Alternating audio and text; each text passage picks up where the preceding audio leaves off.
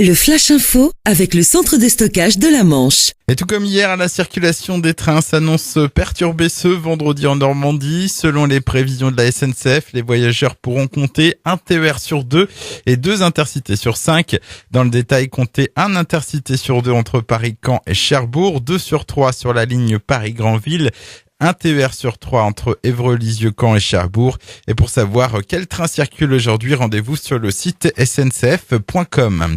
Un nouveau candidat pour des fermes hydroliennes dans le Raz-Blanchard. Le groupe Atlantis Ressources, implanté notamment en Écosse, a soumis au gouvernement français un plan stratégique portant sur l'installation d'une capacité d'1 à 2 gigawatts sur ce gisement d'hydrolien, le plus important d'Europe. Selon lui, une telle capacité pourrait générer 3,3 milliards d'euros d'investissement.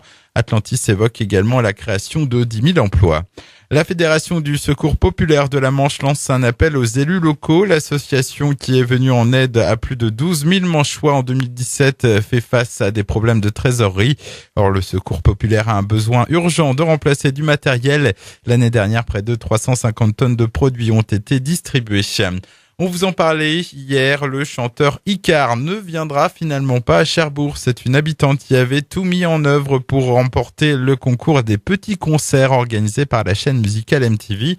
Alors qu'il affichait le plus grand nombre de j'aime sur le site, le projet n'a pas été retenu par le jury.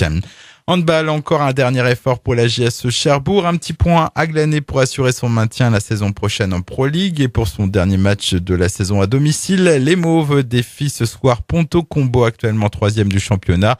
Le coup d'envoi à 20h30 à Chantraine. Et puis sport toujours en roller hockey cette fois. Cherbourg qui dispute ce week-end les play-offs d'accession au championnat national.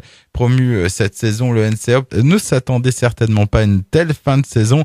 Et c'est sans pression qu'ils se rendent à Lille pour disputer ces quarts de finale qui se déroulent sous forme de mini-championnat composé de 4 équipes.